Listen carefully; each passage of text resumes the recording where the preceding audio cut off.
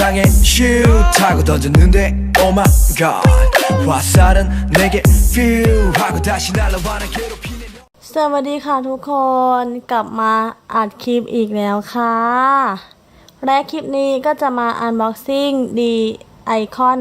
แมกกาซีนวันนั่นเองนะคะสินค้าตัวนี้ก็แบบออกนานแล้วนะแต่เราเพิ่งซื้อตอนแรกก็แบบช่วงก่อนจบมกราก่อนหมดสัญญาเนี่ยของออกเยอะมากซื้อไม่หวัดไม่ไหวก็เลยเราว่าตัวนี้จะไม่ซื้อละกันอะไรอย่างนี้ไหนจะไอคอนคัมแบ็กอะไรอย่างนี้อีกซื้อบั้มก็หมดไปเยอะแล้วก็เลยไม่ซื้อก็เลยจะเจอไม่ซื้ออันนี้นะคะแต่ก็แหละแต่ก็แบบไปเจอคนรีวิวรูปในทวิตก็เอาน้องแดนน่ารักมากไม่ซื้อไม่ได้ก็เลยตามหาแต่ก็แบบหานานมากค่ะกว่าจะเจอคนขายแล้วแบบน้องแดนนะเนาะนั่นเลยหานานมากก็เลยเพิ่งได้ของมานะคะโอเคมาเริ่มกันเลยแล้วกันก็มาดูตัวพวกนี้ก่อนนะกันนะนี่ก็สติกเกอร์เมมเบอร์ทุกคนน่ารักจังเลยพี่องโอ้โห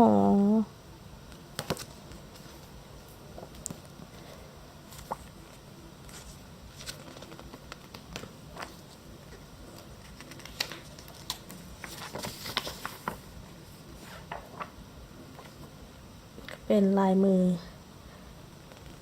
รูปภาพของแต่ละคนนะคะ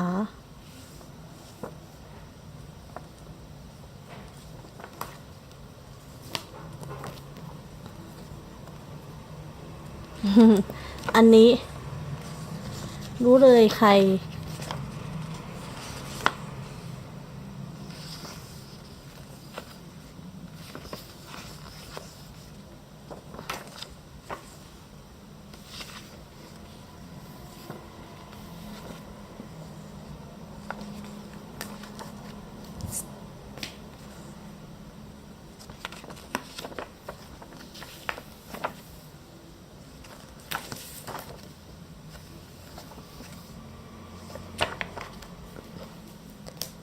ต่อไปน่าจะเป็นการ์ดนะคะการ์ดใสซะด้วยเดี๋ยวมีอะไรสีขาวๆไหมนี่โอเค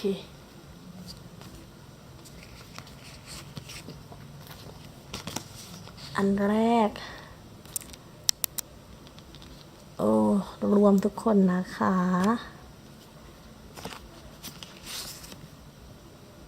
น้องเดฮาวียินดีด้วยจะเดบิวต์ AB6 แล้วตื่นเต้นมากมินฮยอน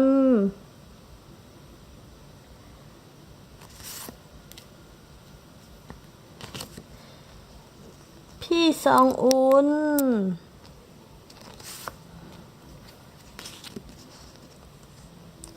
น้องจินยองโอ้C9 บอยใช่ไหมมีขอโปรโมทนิดนึงมายองกรกับซึ่งฮุนเด็กเก่าจาก YG ด้วยน่าติดตามมากวงนี้สุดยอดเลยน้องควานลินเจฮวาน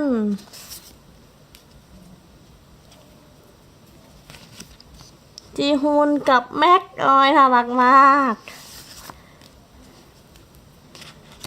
พี่จีซองอูจินจะเป็น AB6 แล้วโหน้องอ้วนของแม่คิดถึงหนูมากๆเลยแดเนียล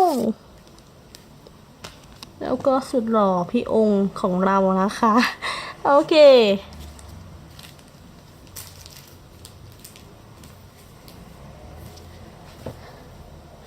หนามากตัวเล่มนี้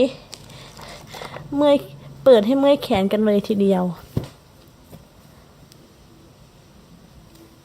โอเคมาดูกันเลยนะคะเดี๋ยวดูนี่ก่อนคิดถึงวันนาวันจังเลยสันขอบนะ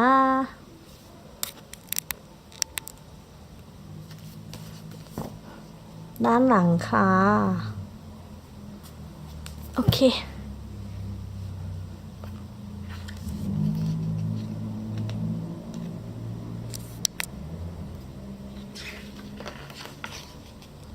มัน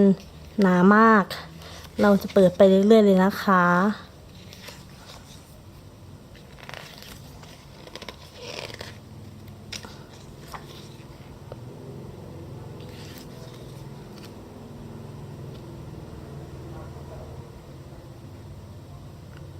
จิ้มแก้มจิ้มแก้ม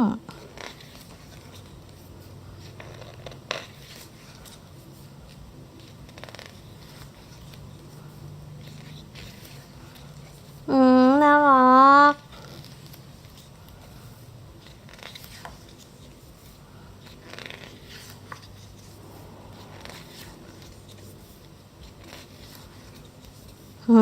น่ารัก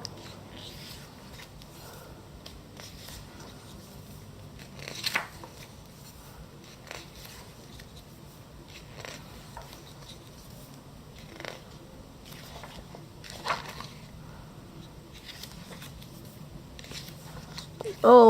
ยหล่อมาก รูปแรกก็หล่อมากโอ้ยลิ้นพันกันหล่อมากค่ะ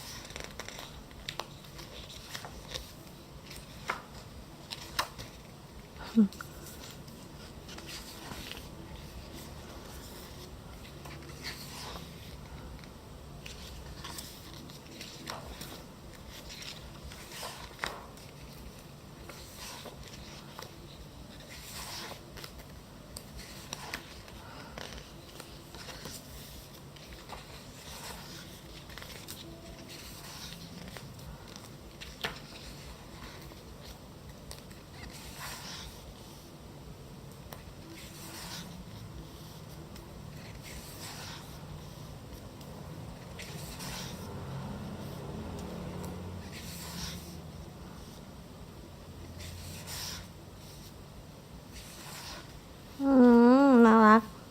ใหญ่อ้วนของแม่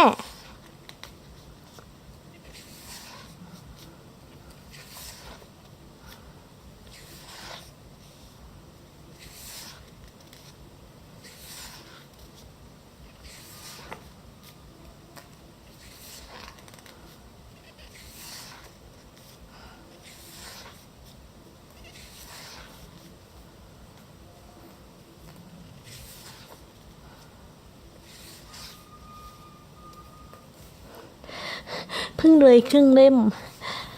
หนามากโอ้ นี่ช่วงที่มาถ่ายทำที่พัทยานะคะ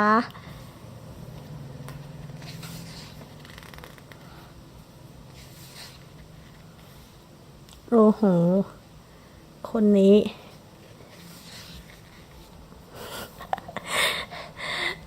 โพสท่า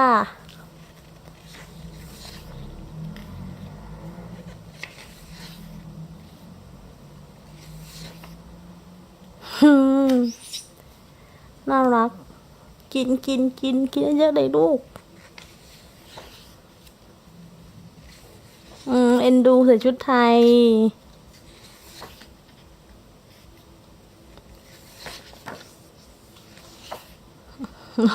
พี่ พี่จีซอง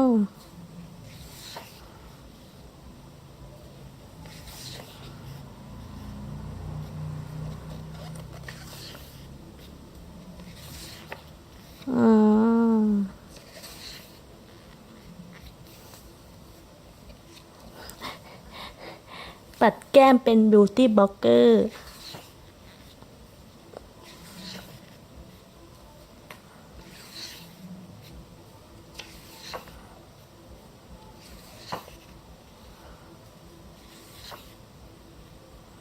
หล่อมากพี่องค์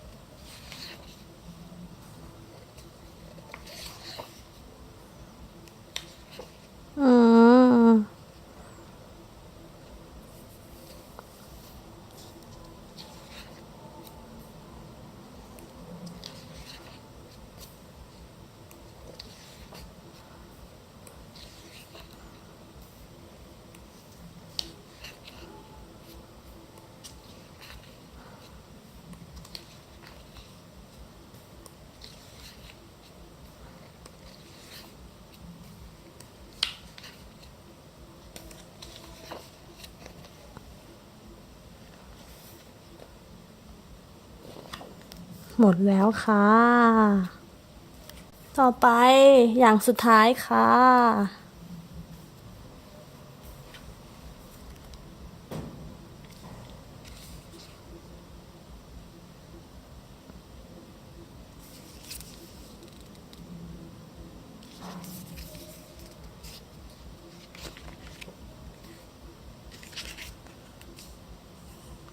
สาวๆสีเหมียว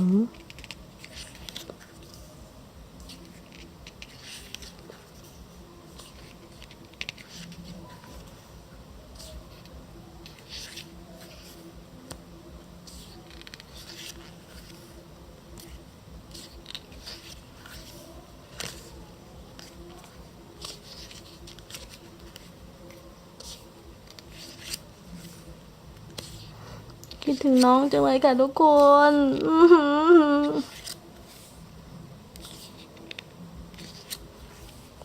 ทุกคนก็คงพอรู้ตามข่าวเนาะก็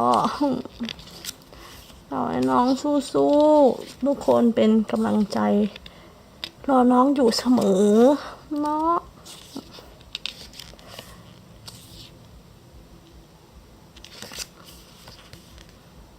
เด็กน่ารักของพี่ ความสดใสของพี่คิดถึงมากๆเลย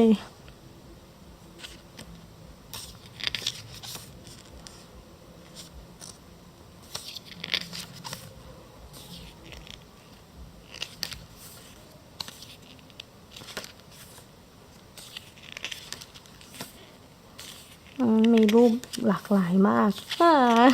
ยิ่งก็ถึงไปกันใหญ่ใหญ่อ้วนสู้ๆนะครับอยากอยากกอดหนูรอยยิ้มของหนู